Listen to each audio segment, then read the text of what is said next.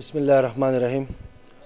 زه ستاسو د میډیا ډیره شکریه چې زما دا نوی غږ تاسو قوم ته رسوئ، باجوړ ضلعې ته رسوئ، د باجوړ ولس ته رسوئ. الحمدلله زه ډیر خوشحاله یم او دا خپله ګټه، دا خپله فتحه دا زه د باجوړ ولس د قوم په نوم باندې کوم او دا د جمهوریت فتحه ده، دا د جمهوریت ګټه ده، دا د سیاست ګټه ده، دا د جمهوري قوتونو ګټه ده او ټولو پکې ډېر لوی کردار د جمهوریت دپاره ادا که. زه د ټولو شکریه ادا کوم او زه دا وایم چې څومره دا غلطۍ شوې وي یا دا ایررز شوي وو، بلکل مکمل طور باندې انسان نه کیږي غلطي، نو زه مکمل طور باندې د عام معافۍ اعلان کوم او ټول رونه اوسئ، یو اتفاق اوسئ.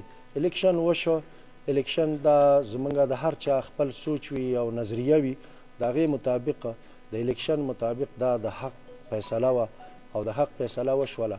زما ټول باجوړ نه دا اپیل دی چې الیکشن وشو، بس الله دې دا په دې ضلع پسې په دې ملک پسې بختور کړي. ټول رونه یې منګه، یو خلک یو تن وجود یو مو خاوره ده، یو مقام دی، ټول بس په یو اتفاق باندې اوسئ. ډېره شکریه او زه به کوشش کوم چې زه دا ونه کړم، زه د پی کې ای کیسه د هر که زما مخالف وي او که زما حمایتي وي، زه د ټولو ایم پی ای یم، زه به د ټولو کار کوم. ډېره شکریه، ډېره مننه.